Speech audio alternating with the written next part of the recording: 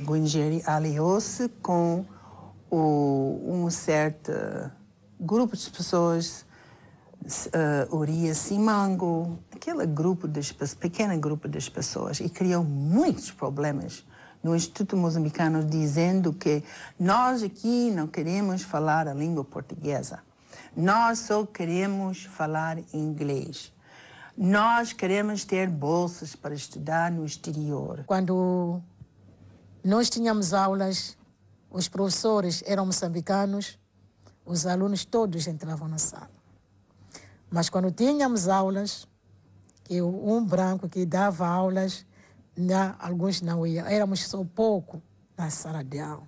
Foram utilizados o racismo, o tribalismo, enfim, este tipo de valores negativos para criar divisão. Portanto, mas o objetivo era tentar paralisar a luta armada. Eu acho que este é que era o ponto. Há um movimento contra a presença de brancos no Instituto, e este movimento faz demarches mesmo perante as autoridades tanzanianas.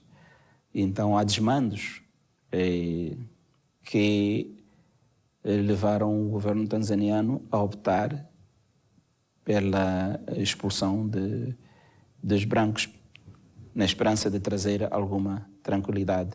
Mas alguns dirigentes tanzanianos também não compreendiam como é que um país como o nosso devia de ter brancos a lutarem pela independência, e pensavam que eram infiltrados, etc. Portanto, indo para a tese daqueles que não queriam os brancos por racismo. Com os elementos que eu colhi na Torre do Tombo, eu hoje afirmo categoricamente: o padre Mateus Guingeri é um agente da PIDE. Eu no meu livro digo que se suspeitava que ele fosse. Eu hoje afirmo categoricamente que ele é.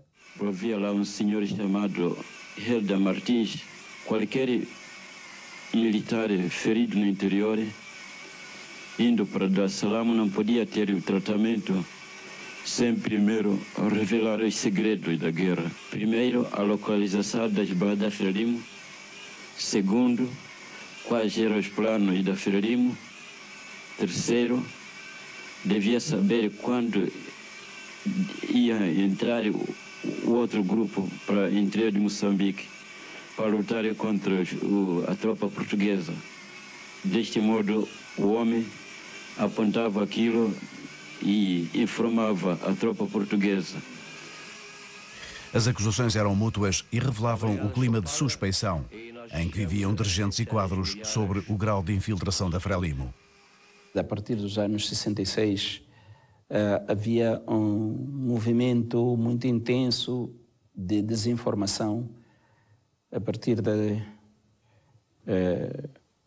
das forças portuguesas, incluindo os serviços de informação, portanto a PIDE, os serviços psicossociais, e isso estendeu-se até aos nossos centros de preparação político-militar, aos nossos centros educacionais e, em particular, o Instituto Moçambicano. O Conselho Administrativo para o Instituto Moçambicano, composto por tanzanianos, e houve uma série de trocas de informações sobre essa instituição, e foi decidido, concordei, que devemos fechar aquela instituição e mudar estudantes para outro sítio, mais longe da cidade. Chamava-se Bagamoyo. Então, fechamos o instituto e mudamos para Bagamoyo. A partir daí, começou outra fase do Instituto Moçambicano. A Janete era uma pessoa que gostava desse tipo de ajudar os moçambicanos e especializou-se mesmo naquilo. No princípio, ela também penetrava nas coisas do partido, mas foi expulsa. Ela gostava também de ir ao partido, aquilo arranjou um sarilhos. Não queremos essa branca aqui que ainda por cima disso, provavelmente é da CIA. Aqui não teve problemas também ali.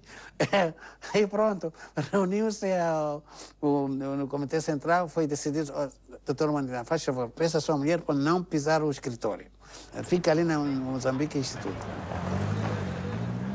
Mostrando as divisões na direção da Frelimo, que dirigia a luta a partir da sua sede em Dar es Salaam, na Tanzânia, os incidentes do Instituto vinham evidenciar uma corrente que já existia no movimento e que ganharia uma nova dimensão com o surgimento das chamadas Zonas Libertadas, no interior de Moçambique. Áreas onde a vida das populações era organizada e controlada pela Frelimo.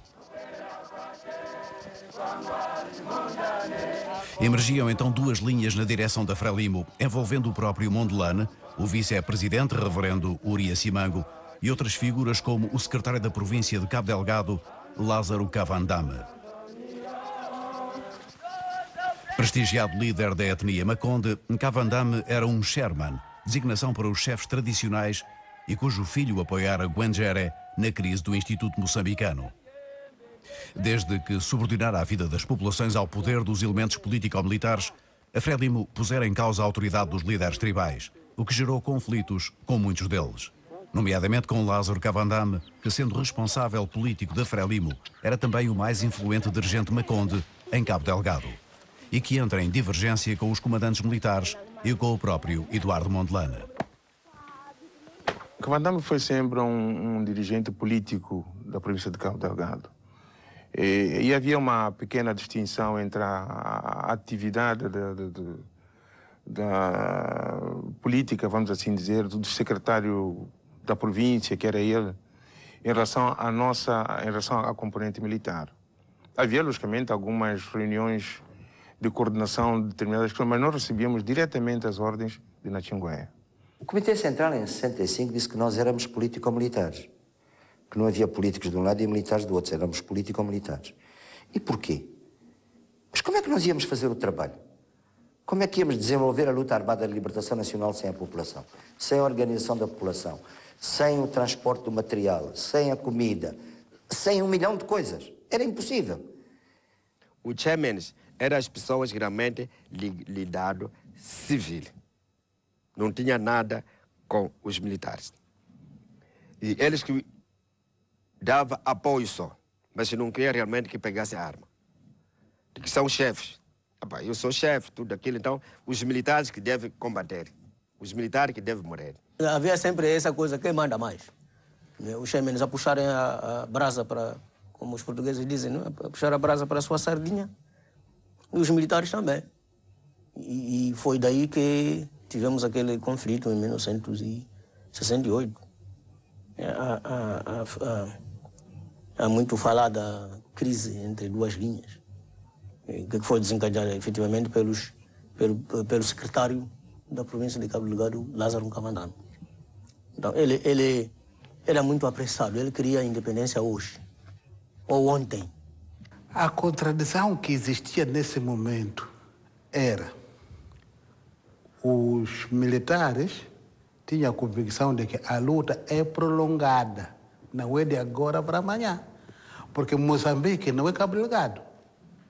Moçambique, Rovuma até Maputo. Mas aqueles chamados chairman, que eram os políticos, vendo de que o inimigo não anda, está confinado, eles pensavam que a independência está perto.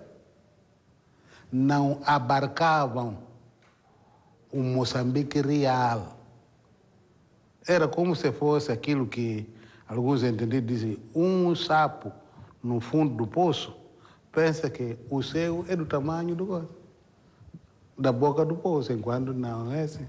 Naquela altura, porque havia zonas libertadas em Moçambique, havia um grupo de pessoas, as partes de Macondes, lideradas por certos nomes que entram na história de Moçambique, que pensava que aquela parte de Moçambique pode ser independente. E lutava nos comitês central da Frelimo, etc., para pôr essa hipótese esta parte deve ser independente. Nossas escolas, nossos postos médicos. Havia uma expressão que eles utilizavam em Swahili, diziam tunajitawala, quer dizer que agora governamos-nos a nós próprios, nós de Cabo Delgado.